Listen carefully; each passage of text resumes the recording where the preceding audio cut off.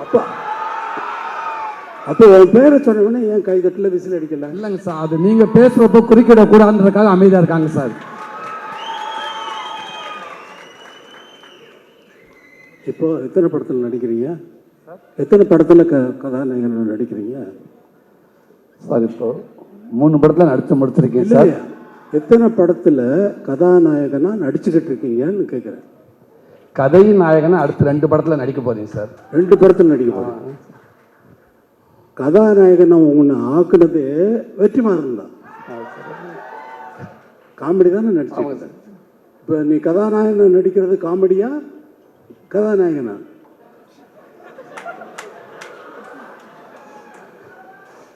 சும்மா சார், இதுவும் பதிவு தான் சார், வாழ்நாள் மறக்க முடியாத பதிவு தான் சார்.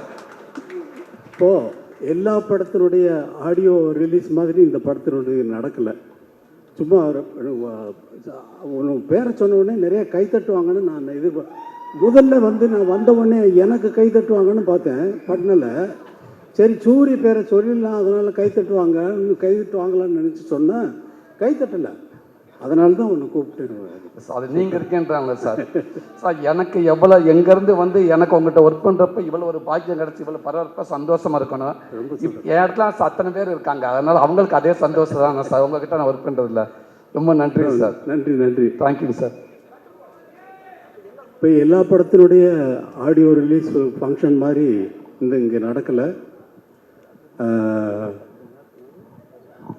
வெற்றிமாறன் விடுதலை பற்றி நல்லா எப்படின்னா என்ன பண்ணிக்கிட்டு இருக்காரு, எவ்வளோ கஷ்டப்பட்டு ஒர்க் பண்ணுறாரு அப்படிங்கிறதே எனக்கு ரொம்ப நல்லா தெரியும். எவ்வளவு டைம் எடுத்தாலும் இது ஒரு கற்பனையை உருவாக்குறதுங்கிறது. இப்போ நான் ஒரு பாட்டு போடுறேன்னா அந்த பாட்டு அதுக்கு முன்னாடி அங்கே இல்லை. இப்போ ஜனனி ஜனனின்னு ஒரு பாட்டு போடுறேன்னா அந்த பாட்டு அதுக்கு முன்னாடி அங்கே இருந்ததா? எப்படி வந்தது? அதே போல தான் ஒரு படம் உருவாகிறதும். வரேன் இங்கே வா சார். இதுக்கு எனக்கு எந்த சம்பந்தம் இல்லை சார். நீங்கள் ஆள் கூப்பிட்டு வரலையா? பாருங்க சார், பேசும்போது சொல்லிட்டாங்க சார், பால் தொந்தரவுக்கு மன்னிக்கும் சார். என் மேலே கோவப்படாதீங்க சார். இல்லை நீங்கள் 2 பேர் உங்கள் 2 பேர் பேரை சொன்னாலே ஆடியன்ஸ் வந்து அவ்வளோ தூரம் ஆடியன்ஸை நீங்கள் அவ்வளோ தூரம் கவர்ந்து வச்சுருக்கீங்களா இல்லை நிஜமாக கூட்டு வந்தீங்களான்னு தெரியல. ஆனால் நீங்கள் தான் சொன்னீங்க எனக்கு. ஆமாம் சார், ஆமாம் சார். நீங்கள் தான் சூரி வந்து ஆள் கூப்பிட்டு வந்து சொல்லி ஆமாம் சார், அவர் தான் எனக்கு சொன்னார். இங்கே இது விடுதலை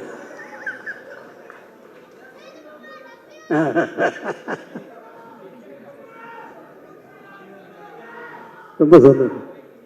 தினந்தனமோ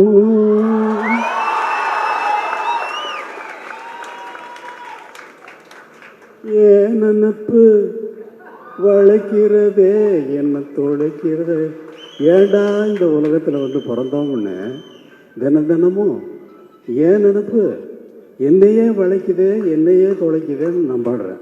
அவ்வளோதான். அதை வந்து தினந்தனமும் ஓ நினப்புன்னு கதாநாயகிக்கு போட்டாச்சு.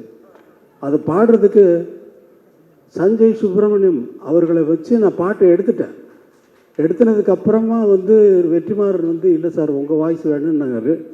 அப்புறம் அவருக்குன்னு ஒரு பாட்டு மனசில் ஒரு மாதிரியாக இருக்குது அப்படின்னு சொல்லி பாட்டேன். மனசில் ஒரு மாதிரியாக இருக்கு. அமைதியாக கேளுங்க. மனசில் ஒரு மாதிரியாயிருக்கு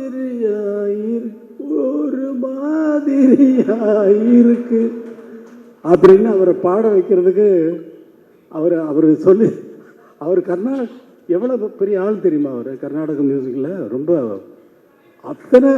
அத்தனை பெரிய வித்வான்கள்கிட்டையும் இருந்து அவங்க மாதிரியே பாடக்கூடியவர். அவங்ககிட்ட இருந்து என்னென்ன கற்றுக்கிட்டாருங்கிறத அவர் சொன்னார்னா நான் வந்து அவர் நாள் முழுக்க கேட்டுகிட்டே இருக்கலாம்.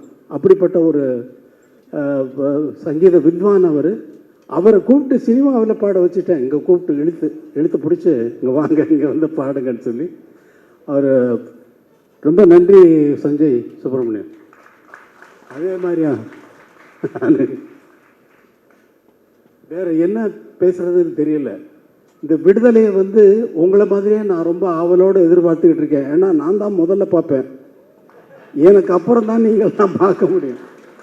நான் தானே முதல் ரசிகன், எனக்கு தானே முதல்ல போட்டு காட்டுறீங்க.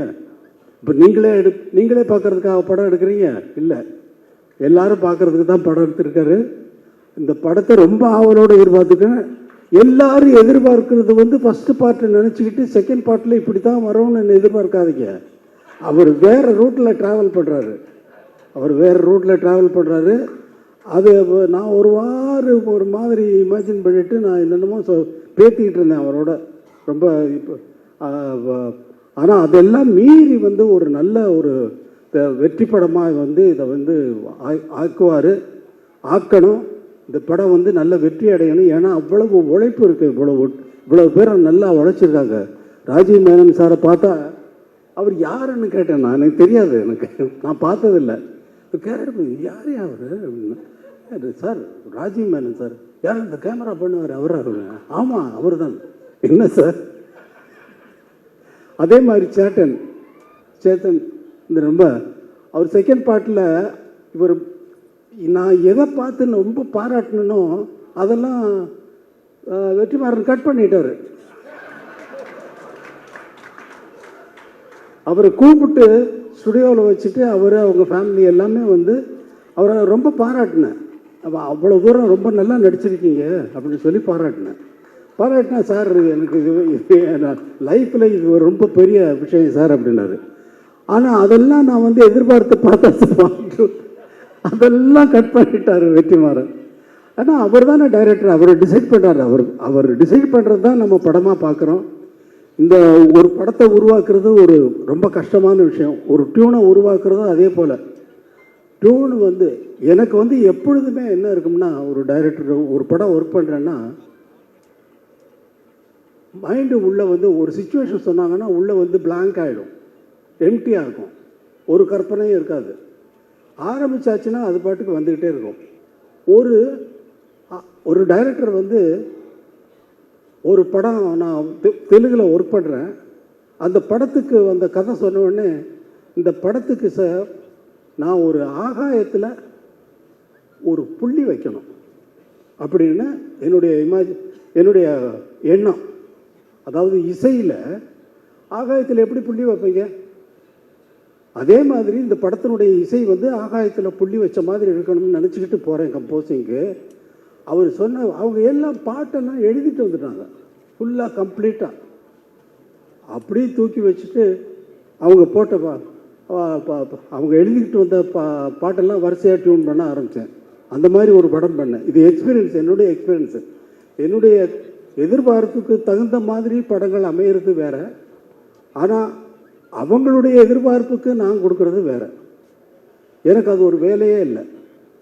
இவங்களுடைய எதிர்பார்ப்புக்கு என்ன ஆகாயத்தில் புள்ளி வச்சுருங்க சார் நான் சொல்ல முடியும் வெற்றிமாறன். அவர் சொல்கிறதெல்லாம் கேட்டுட்டு அப்படியே வாட்சேன்னா அது பாட்டுக்கு அவர் ஃபுல்லாக ரெக்கார்ட் பண்ணுறாரு. ஃபுல்லாக வந்து நான் திடீர்னு பார்த்துட்டு எங்கேயோ திரும்பிட்டு பாடிட்டு பார்த்தா இவர் இப்படி இந்த பக்கம் இப்படி பிடிச்சி என்ன வெற்றிமாறன் ரெக்கார்ட் பண்ணிக்கிட்டு இருக்கீங்களா, அந்த ஃபுட்டேஜ் எல்லாம் எனக்கு கொடுங்க. அவர் வேற எங்கேயாவது போட்டாருன்னா அது ஒரு நல்ல ப்ரைஸ் கிடைக்கும்.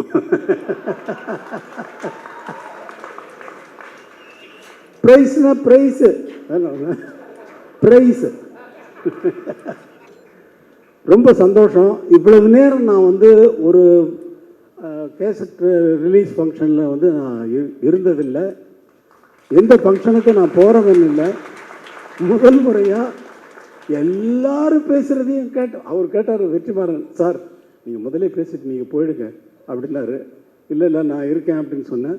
அதே மாதிரி எல்லாரும் பேசுகிறதையும் கேட்கறதுக்கு எனக்கு ஒரு சந்தர்ப்பம் இது வந்து இறைவன் ஏற்படுத்தி கொடுத்துருக்கான். தம்பி வாழ்க. உன்னை பற்றி அவர் சொல்லிகிட்டு இருந்தார் விஜய் சேதுபதி. ரொம்ப அப்பாவை கேட்டேன்னு சொல்லு. ரொம்ப நன்றி, எல்லோருக்கும் வணக்கம்.